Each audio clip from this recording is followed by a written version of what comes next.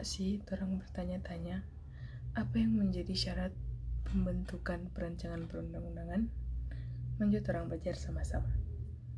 Jadi teman-teman, setelah saya melakukan research, syarat pembentukan peraturan perundang-undangan di Indonesia telah diatur dalam Undang-Undang Nomor 12 Tahun 2011 yang telah diubah dengan Undang-Undang Nomor 13 Tahun 2022.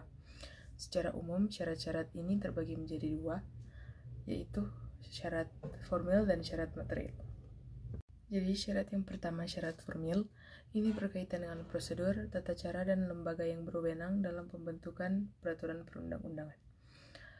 Yang pertama, kewenangan hanya lembaga atau pejabat negara tertentu yang berwenang membuat peraturan, misalnya DPR bersama Presiden untuk undang-undang, Presiden untuk Perpu, dan Menteri untuk peraturan Menteri.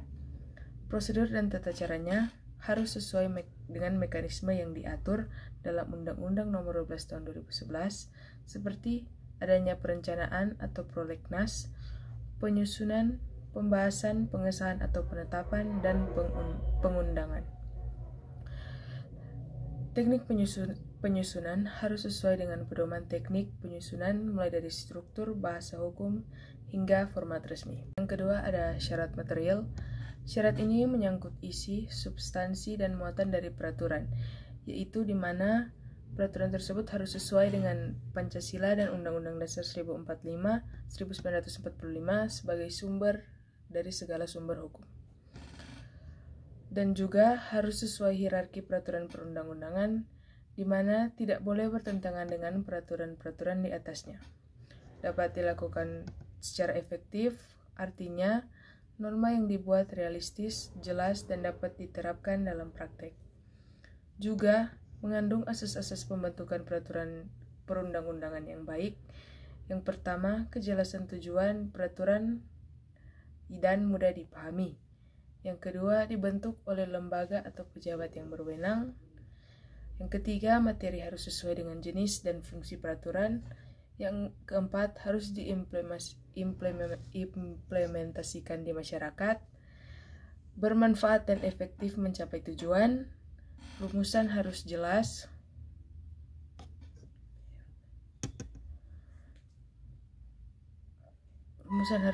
tidak ambigu dan mudah dipahami, dan yang terakhir, proses pembentukan harus terbuka dan melibatkan partisipasi masyarakat. Adapun aspek teknis yang perlu diperhatikan, yang pertama, teori perundang-undangan harus memahami jenis, hierarki, dan kewenangan pembentuk. Yang kedua, kewenangan pembentuk hanya dipegang oleh lembaga atau pejabat yang dapat membentuk. Yang ketiga, hierarki peraturan tidak boleh bertentangan dengan peraturan yang lebih tinggi. Yang keempat, materi dan muatan harus sesuai dengan jenis, fungsi, dan hierarki peraturan. Dan yang terakhir, wajib dilengkapi untuk undang-undang dan peraturan daerah berisi kajian ilmiah yang dapat dipertanggungjawabkan. Yang kedua ada syarat material.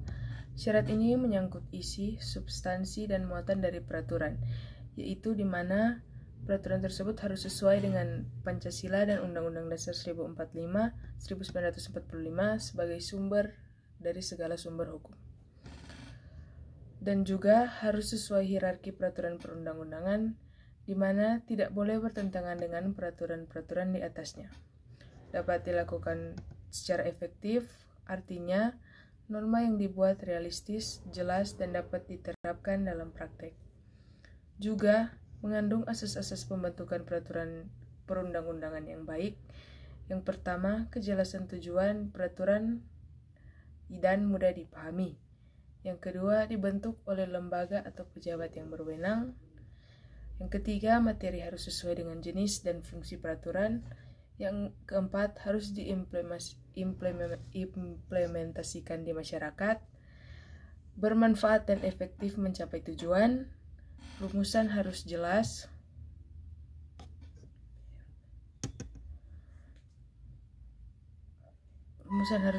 tidak ambigu dan mudah dipahami, dan yang terakhir, proses pembentukan harus terbuka dan melibatkan partisipasi masyarakat.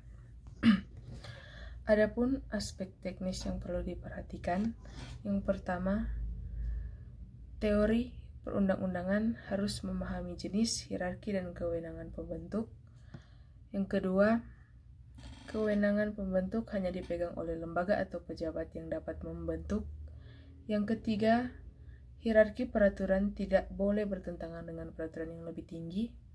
Yang keempat, materi dan muatan harus sesuai dengan jenis, fungsi, dan hierarki peraturan. Dan yang terakhir, wajib dilengkapi untuk undang-undang dan peraturan daerah berisi kajian ilmiah yang dapat dipertanggungjawabkan. Jadi teman-teman, itulah yang menjadi syarat-syarat perancangan perundang-undangan.